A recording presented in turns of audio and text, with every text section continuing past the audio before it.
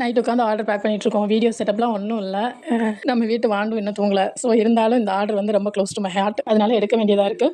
என்ன அப்படின்னா, இவங்க ஆல்ரெடி எல்லா செட்லேயுமே ஒரு செட்டு வாங்கியிருந்தாங்க. இந்த கஸ்டமர், இப்போ நான் பேக் பண்ண போகிற கஸ்டமர். அப்புறம் அவங்க பாப்பாவுக்கு பல்காகவே கவுன்ஸ் வந்து வாங்கியிருந்தாங்க. நம்ம ஃப்ராக் போட்டிருந்தோம் இல்லையா, அது வாங்கியிருந்தாங்க, காட்டன் ஃப்ராக்கு. அதே கஸ்டமர் இப்போ அகெயின் 8 செட்ஸ் வந்து ஆர்டர் பண்ணியிருக்காங்க. 399 4, 279 4.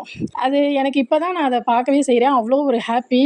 என் மேலே அவங்களுக்கு ட்ரஸ்ட்டு பில்ட் ஆகிருக்குன்னு நினைக்கும் போது அதை சொல்லவே முடியலை. எனக்குள்ளேயே ஒரு கொஸ்டின் இருந்துச்சு, நான் கரெக்டாக தான் போயிட்டுருக்கேன், நான் ப்ரீமியம் குவாலிட்டின்னு நினைக்கிறேன், அது கஸ்டமர் என்ன நினைக்கிறாங்களோ அப்படின்னு சொல்லிட்டு. ஆனால் நிறையா ரிவ்யூஸ் வந்து 25 ஆர்டர்ஸ் கிட்டத்தட்ட போயிடுச்சு. ரிவ்யூஸ் வந்து எல்லாரும் கொடுக்க மாட்டாங்க இல்லையா. ஸோ ஒரு 20-25 ரிவ்யூஸ் மட்டும் வந்திருந்தது. அதுக்கப்புறம் இவங்களோட ஆர்டர் பார்த்து தான் சரி நம்ம கரெக்டாக தான் கொடுத்துட்ருக்கோம் போல அப்படின்னு சொல்லிட்டு ஒரு சாட்டிஸ்ஃபேக்ஷன். அதனால என்னோட டோக்கன் ஆஃப் லவ்வாக என்ன பண்ண போகிறேன் அப்படின்னா, இவங்களுக்கு ஃப்ரீ ஷிப்பிங் கொடுக்க போகிறேன். டோட்டலாக 3 kg வெயிட் வந்துருச்சு. எவ்வளோ ஆனாலும் பரவாயில்ல, ஃப்ரீ ஷிப்பிங் தான் உங்களுக்கு. அது மட்டும் இல்லை, என் சைட்லேருந்து 2 செட்ஸ் வந்து அவங்களுக்கு நான் ஃப்ரீயாக கொடுக்குறேன். ஒரு காயின் பவுச். என் மேலே அவங்க நம்பிக்கை வச்சதுக்கு. இந்த வீடியோ அவங்க பார்த்துட்டு இருப்பாங்கன்னு நினைக்கிறேன். தேங்க்யூ மேம், என்னை பிலீவ் பண்ணதுக்கு ரொம்ப ரொம்ப தேங்க்யூ. உங்களுக்கும் இந்த செட்ஸ் எல்லாம் வேணும் அப்படின்னா மறக்காம ஸ்க்ரீனில் தெரியுற வாட்ஸ்அப் நம்பருக்கு மெசேஜ் பண்ணி ஆர்டர் ப்ளேஸ் பண்ணிக்கோங்க.